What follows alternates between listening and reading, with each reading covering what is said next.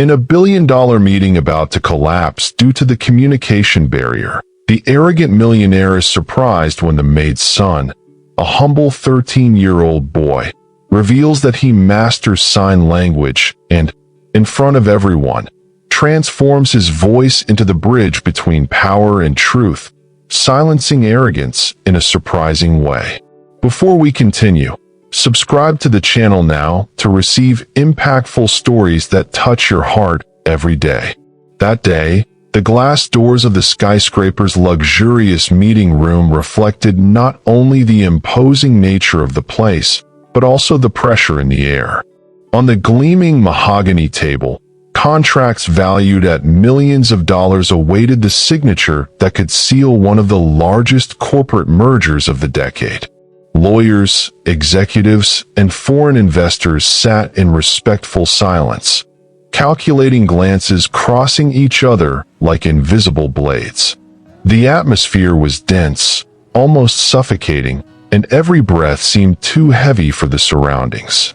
At the center of it all, the powerful millionaire Richard Davenport wore his superior smile, certain that nothing could escape his control.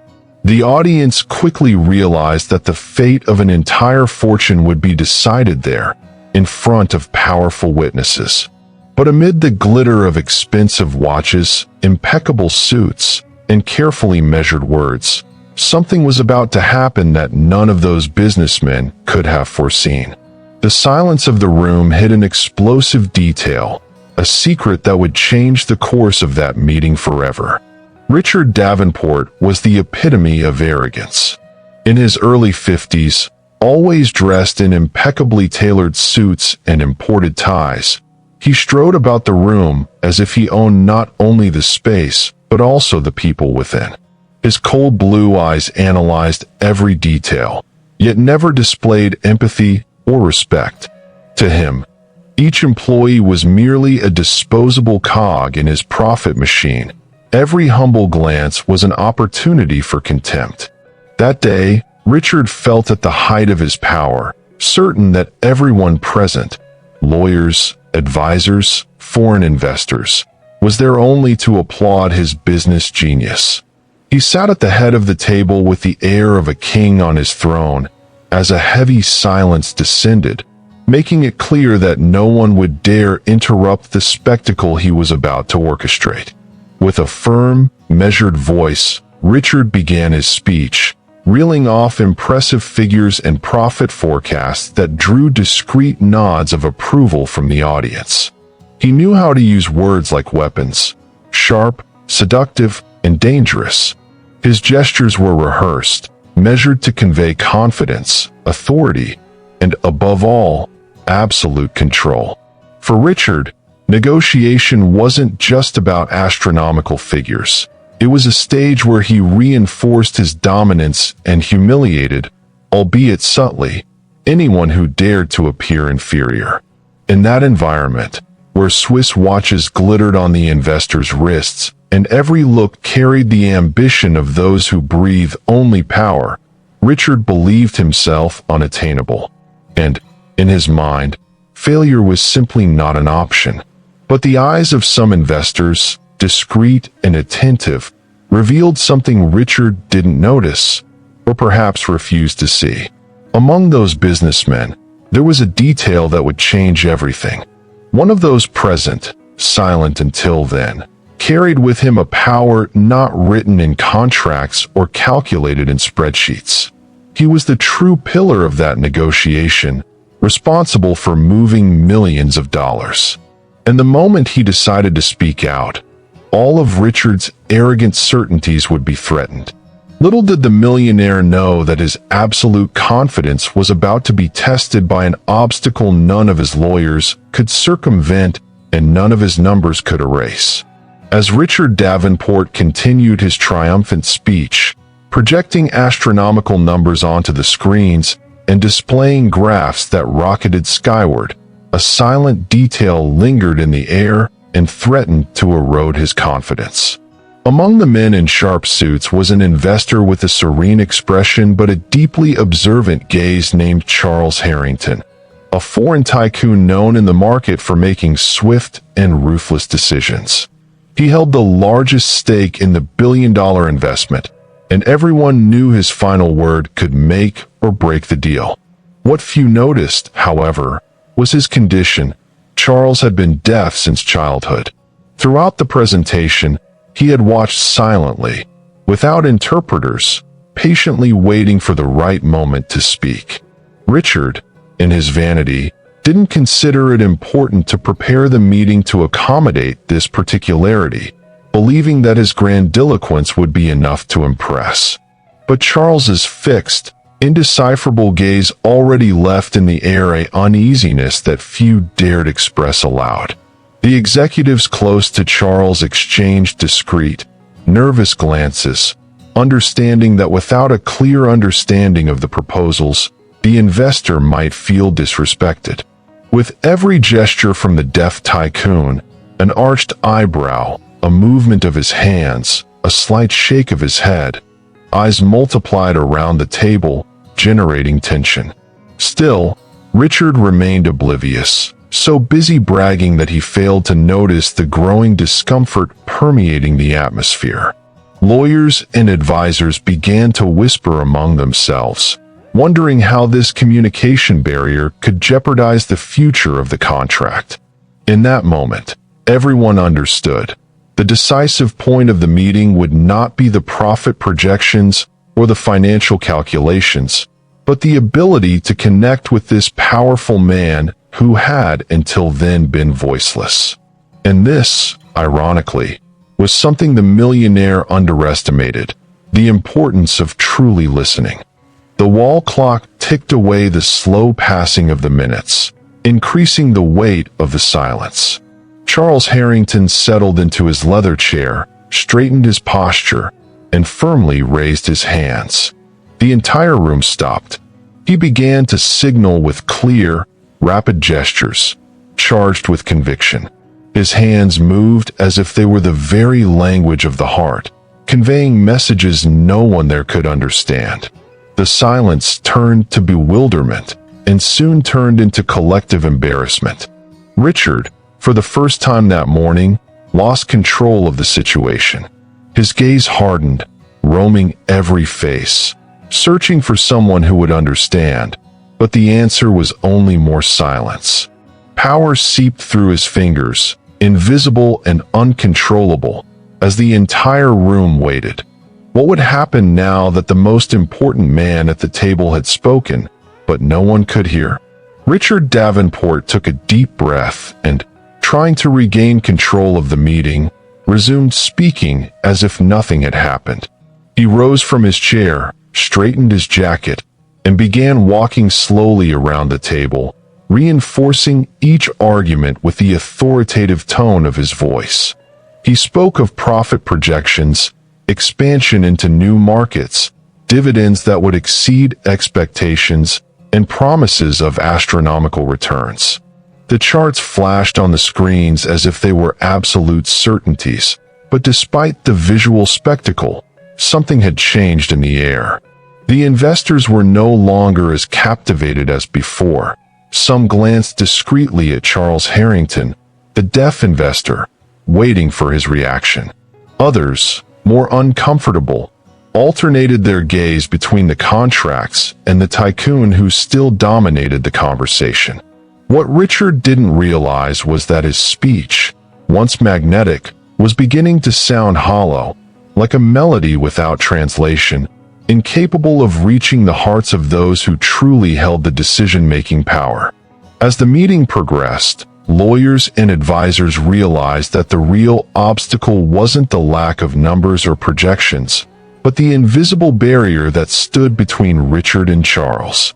The deaf investor's watchful eyes followed the millionaire's every move, but his expression remained impassive, indecipherable. It was as if he were silently saying that no calculation, no matter how brilliant, would be of any value without understanding. This discomfort spread like a shadow across the room. Suppressed murmurs arose among those present, who feared the deal would unravel before their very eyes. Richard, however, continued to smile with his usual self-confidence, oblivious to the fact that the thread holding his victory together was about to snap. His conviction was a fragile mask, sustained by the vanity of believing that nothing could shake his authority. Suddenly, Charles raised his hand again. The gesture was strong, firm, almost solemn. All eyes turned immediately to him, as if the fate of that fortune depended on his next action, and indeed it did. The investor signaled once more, this time with even faster and more intense gestures, conveying a clear message in his silent language. The silence in the room became deafening. Richard froze, unable to react, realizing that this language barrier could turn his victory into humiliation in front of everyone. Executives and investors fidgeted in their seats, exchanging apprehensive glances. The deal worth millions hung in the air, like a house of cards about to collapse. With every second of incomprehension, the millionaire's credibility crumbled.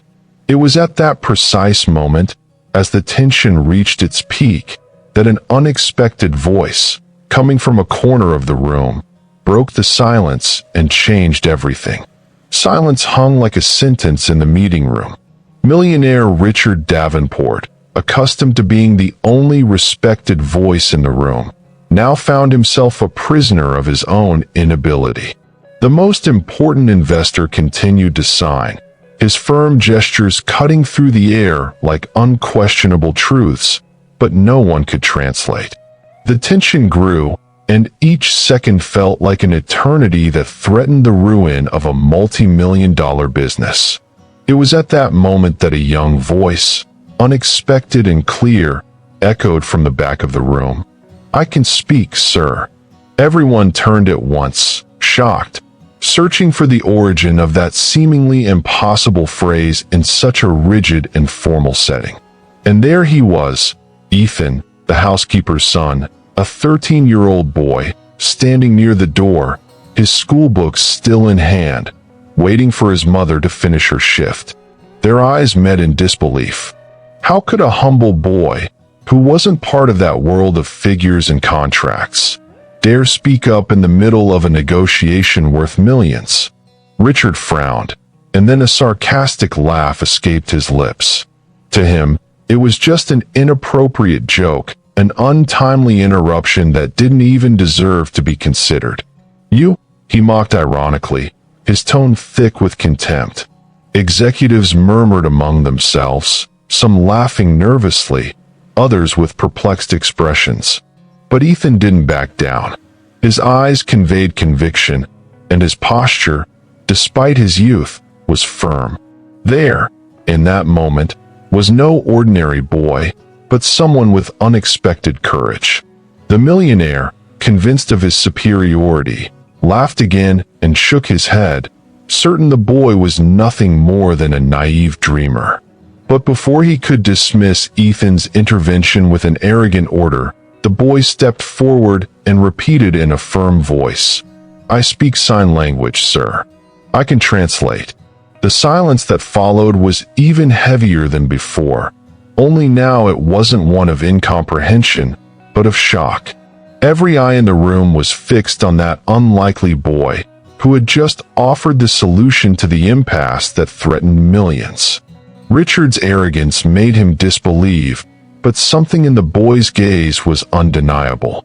A new ray of hope, unexpected and unlikely, appeared in that instant, and the entire room waited to see if he would truly be able to back up his words. Richard tried to mask his discomfort with another forced laugh, but this time his expression betrayed the tension that was beginning to take hold of him. The boy stood there, resolute, before a room full of suits and high-profile investors, declaring something no one else had the courage to do: offer a solution to the impasse. Richard, however, couldn't bear the idea that a Maid's son could become the center of attention in that sacred space of power. He knew that if he accepted Ethan's help, he would, in a way, be admitting his own weakness to everyone. And for a man like Richard, Accustomed to being the sole authority, that idea was unbearable. Still, he felt that every second of silence in the face of Charles's gestures was a mortal blow to his credibility. The investors' eyes began to shift. Many were no longer looking at Richard, but at the boy, curious and hopeful. It was as if the millionaire's once imposing figure was diminishing in everyone's eyes, while Ethan's presence grew in importance. Some lawyers whispered that perhaps it would be better to try, while others looked at each other in disbelief, unable to believe what was happening. Richard took a deep breath, his jaw tightened, and his voice, previously firm and arrogant, became harsher than usual. "You really think you can translate this, kid? Do you know how much this contract is worth? Do you know what's at stake here?" He tried to belittle the boy, but the truth was, he was the one starting to lose his footing. Ethan didn't back down. With a fixed gaze and a surprisingly firm posture for someone his age, he responded with the conviction of someone who knows what they're saying. "I know what I'm doing, sir. Trust me." The entire room held its breath. Richard, for the first time, realized he had no graceful way out. Either accept the unlikely help of this boy he despised, or risk losing the investors' trust and the business worth millions. His fingers drummed nervously on the mahogany table, betraying his indecision. For the first time in that meeting, the millionaire wasn't controlling the narrative, and as the tension mounted, everyone waited to see if Richard would have the courage to give the maid's son the go-ahead, or if his arrogance would overwhelm his own needs. Eyes began to shift around the room like an orchestrated movement. At first timid, then increasingly explicit, the investors began to regard Ethan with curiosity and even respect. That 13-year-old boy, dressed in a simple school uniform and clutching his notebooks to his chest, had dared where men educated at prestigious universities hesitated, to stand up to a challenge worth millions. The image was almost symbolic, contrasting the innocence of a boy with the pomp of a meeting of tycoons. The silence became uncomfortable, and some of those present were already murmuring among themselves, suggesting that perhaps the boy was the only plausible way out. For Richard, every glance directed at Ethan was like a stab to his pride, as the attention that had previously revolved around his figure was now focused on the son of the maid he so despised. Charles Harrington, the deaf investor, had also noticed the boy, his penetrating, calm gaze fixed on Ethan, as if probing his courage.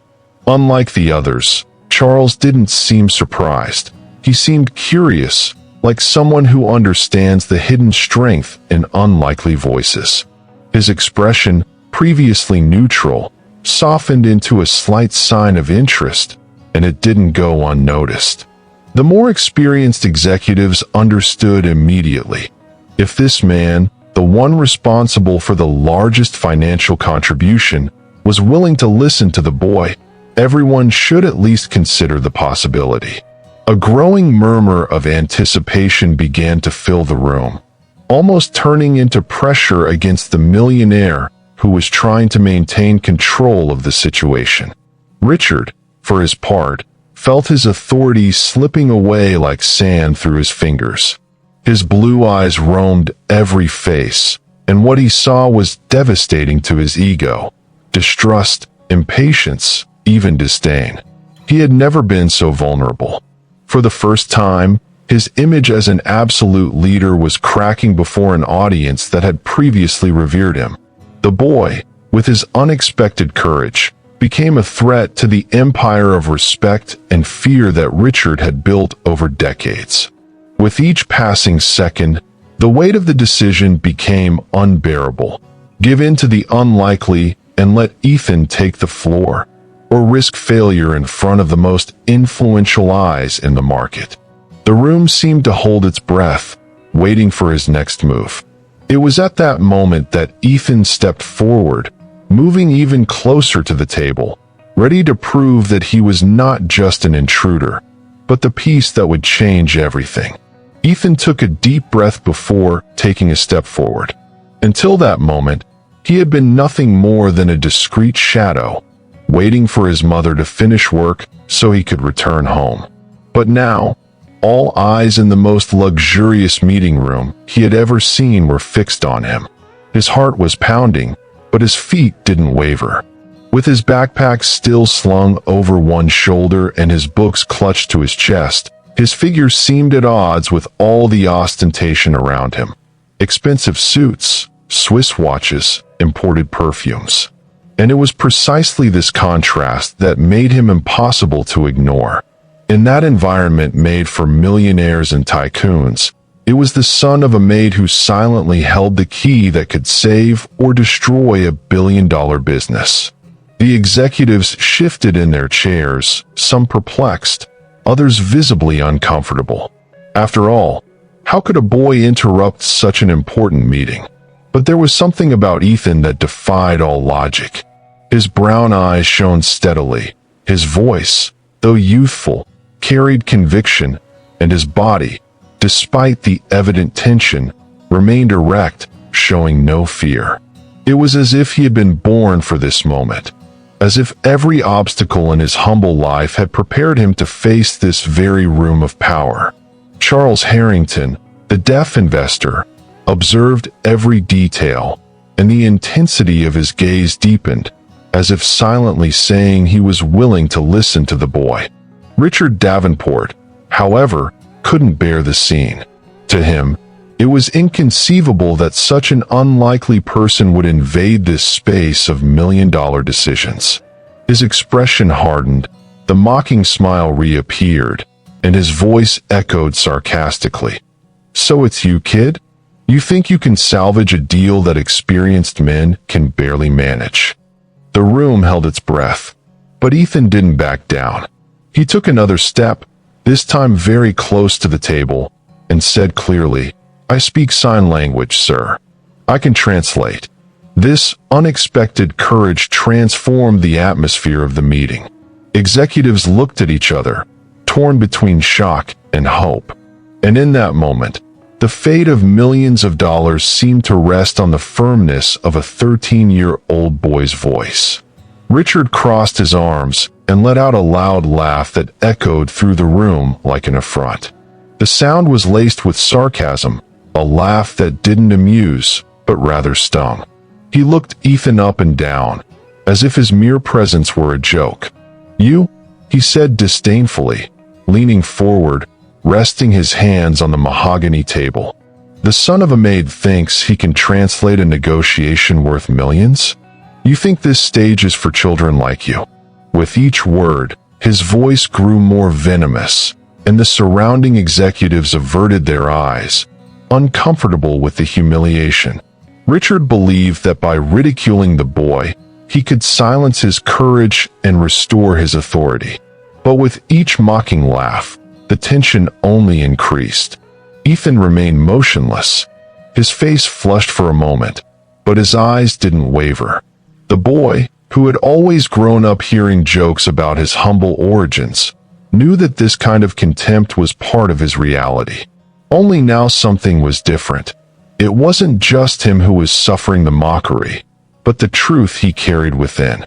With unexpected firmness, Ethan lifted his chin and answered simply, but with a conviction that silenced the room. "I know what I'm doing. I learned sign language, and I can translate everything." His voice wasn't loud, but it echoed louder than any of Richard's laughter. The air turned to electricity, and even the most skeptical eyes wavered before the boy's determination. Richard, irritated at his inability to break the boy's trust, attempted one last mocking move. He approached and said in a low voice, audible to all, "Kid, do you know how much it costs to be at this table? Do you know that every word here is worth more than you'll ever earn in your entire life? Don't joke about things you don't understand." The silence was immediate, heavy, almost cruel. The investors, however, were no longer laughing. They watched Richard critically and regarded Ethan with a flicker of curiosity and respect.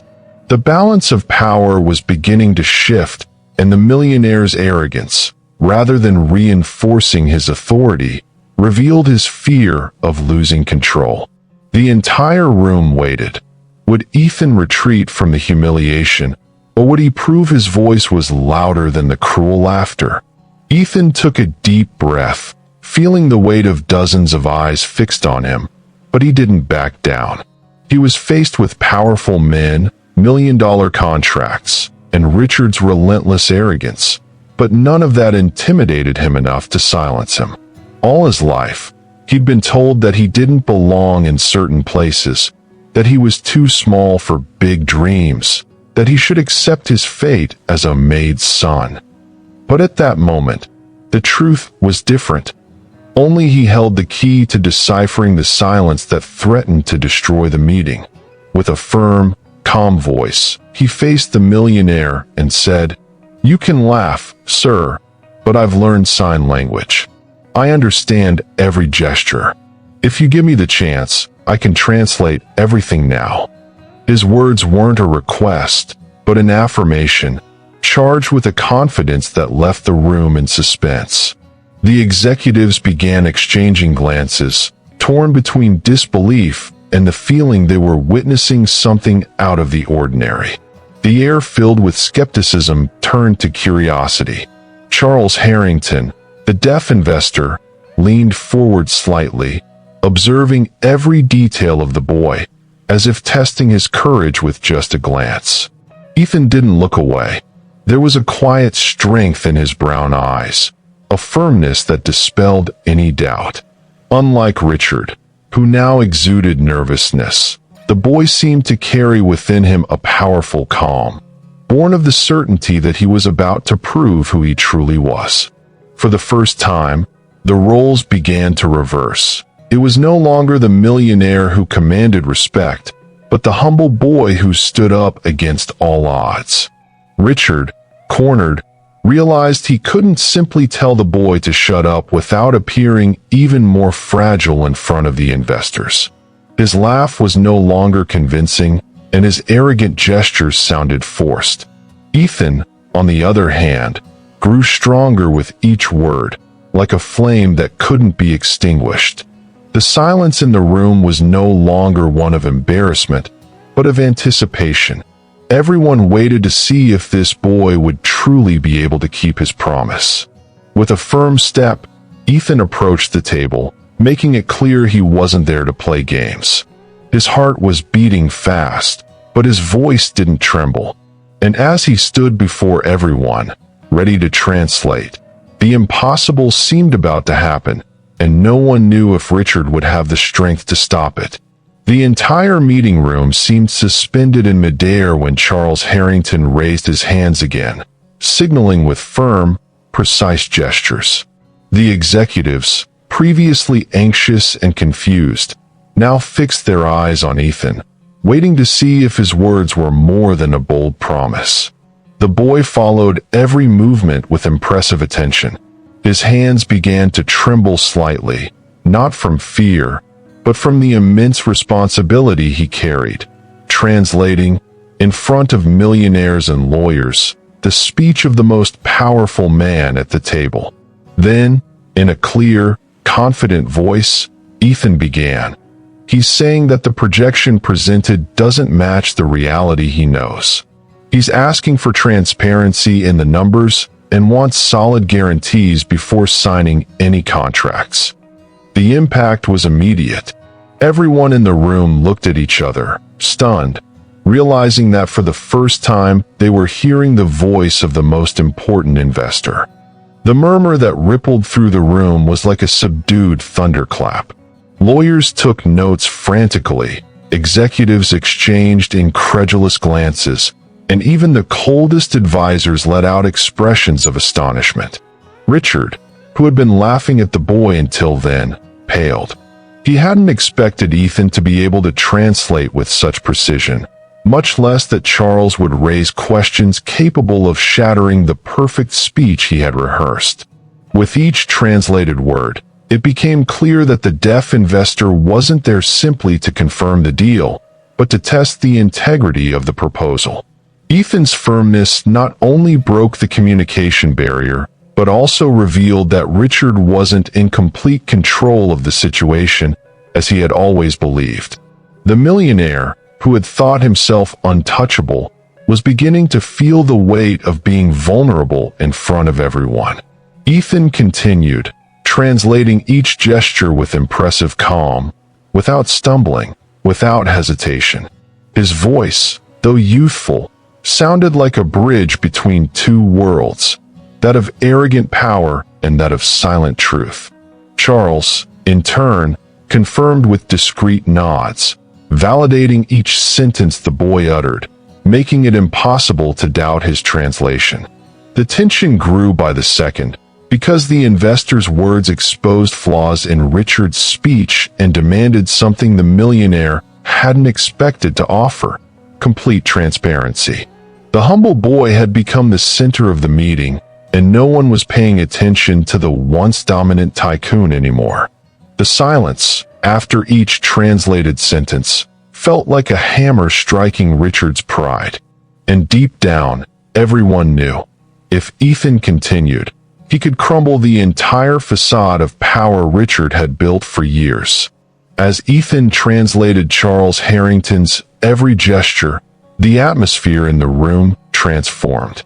What had been an awkward silence now became a current of absolute attention, as if everyone were mesmerized by the unexpected clarity of a 13-year-old boy's voice. Investors who had previously maintained impassive expressions began to lean forward, absorbing every word that had previously been inaccessible to them. Charles's trust in the boy became evident.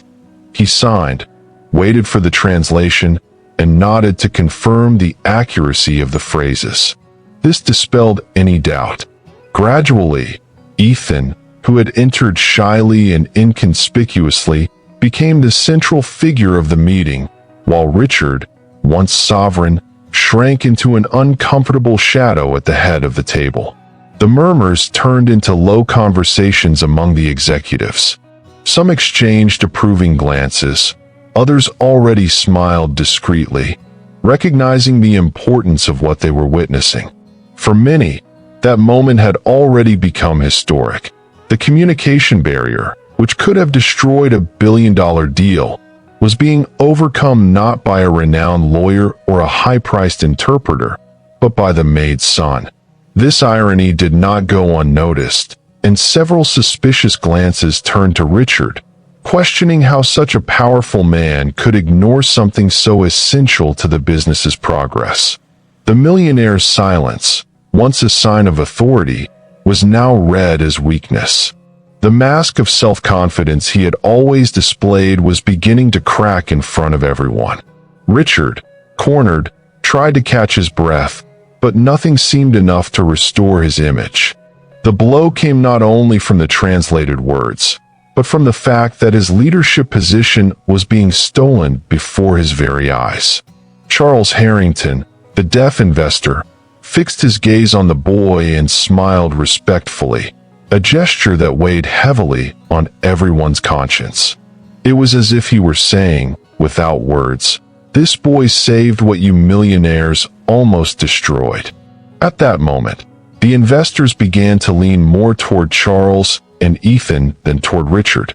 The turnaround was underway, and everyone realized that the humble boy had tipped the balance of power.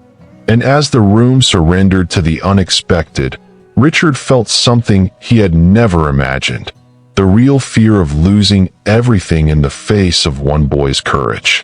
Richard, sitting at the head of the table, no longer seemed the same man who, minutes before, had commanded the meeting with arrogance and confidence.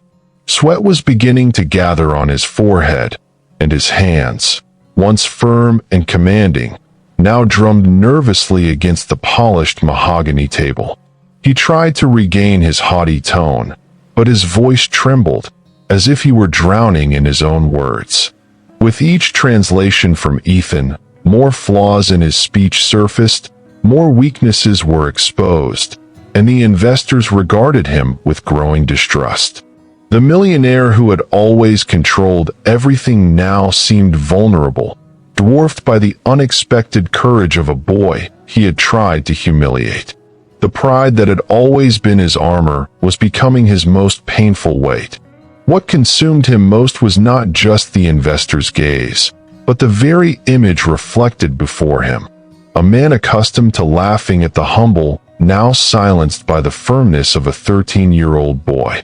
Each time Charles signed, and Ethan translated accurately, Richard felt control of the meeting slipping further from his grasp.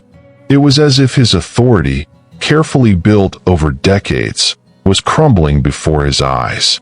The silence after each translated speech no longer fell on Charles, but on him, like a silent accusation of his incompetence.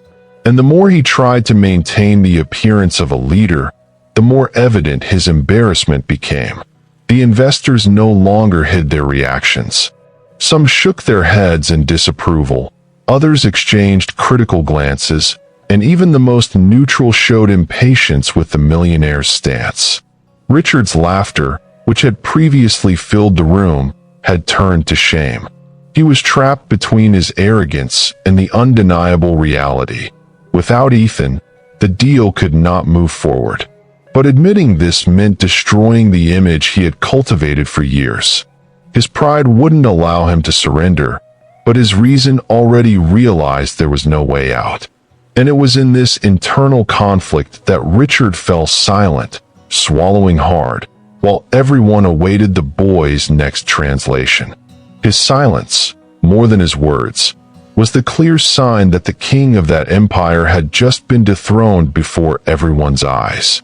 Charles Harrington, previously impassive, interrupted the flow of the meeting by signaling something that caught everyone's attention. His gestures were slow but charged with meaning. Ethan observed closely, deciphered each movement, and translated in a clear voice, "I want to thank this kid." Without him, this negotiation would have already been lost. A heavy silence fell over the room, followed by a collective gasp of surprise. Executives and lawyers, accustomed to cold, pragmatic environments, felt the human impact of that statement. For the first time, it wasn't numbers or contractual clauses that defined the meeting, but the sincere gratitude of an investor who recognized the value of an unexpected voice. Ethan, the housekeeper's son, had earned in seconds something Richard had never achieved in years: genuine respect. Some investors couldn't help but smile, others nodded in approval. One even murmured to his colleague, "Amazing, the kid saved everything." Charles then nodded again, and Ethan translated without hesitation, "This kid has more courage and dignity than many men I've met at the trading table." The impact was devastating for Richard, who felt the weight of those words like knives to his pride. It wasn't just the negotiations that were turning against him, but also the public perception of his leadership. Everyone there understood that the balance of power had shifted. Now it was no longer Richard who was dictating the course, but Charles and Ethan together, in an unlikely alliance that was growing before everyone's eyes. The room erupted in murmurs, and gradually, a quiet applause began to emerge. At first timid, from one or two executives, then spreading like a contained wave that could no longer be ignored. It was the recognition that a simple boy had done more than any hired specialist.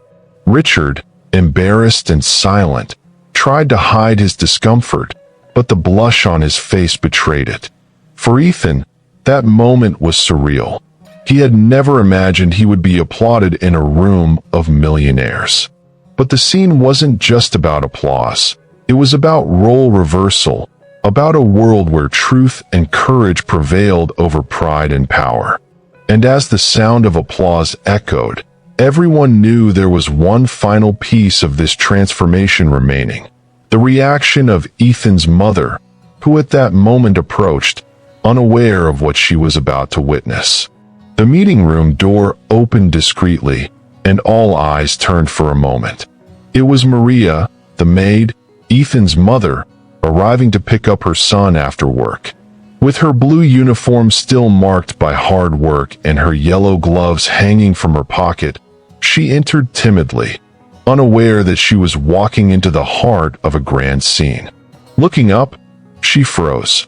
She saw her son standing before a table of millionaires, being applauded by men who normally wouldn't even look at her. Her heart raced, and tears welled up before she could even comprehend it all. That sight of her humble son transformed into a protagonist in a room of power was more than a source of pride. It was a victory she had never dared dream of.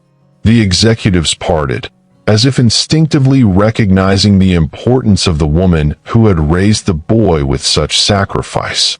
Charles Harrington made a point of signaling something in Maria's direction, and Ethan, still emotional, translated, "You must be proud. Your son is extraordinary." The entire room fell silent, and Maria put her hand to her mouth, trying to hold back tears. Richard, sitting silently, watched the scene without reacting. The man who had so despised her, who had always treated her as invisible, now lacked the strength to utter a single word. The difference between them had never been clearer. While Richard wallowed in his own wounded pride, Maria rose in dignity through her son's courage. The moment was almost symbolic, as if an invisible justice had been served.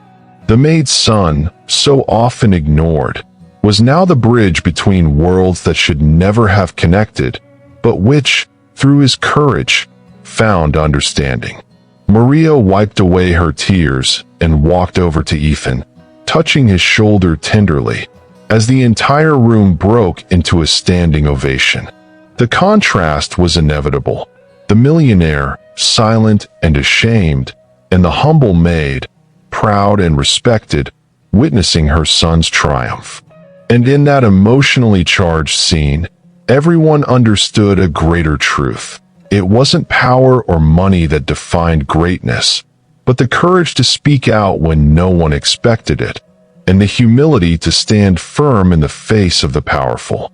If this story touched your heart, subscribe to the channel now and activate the bell. Like and share this video so more people can be moved and reflect on these messages.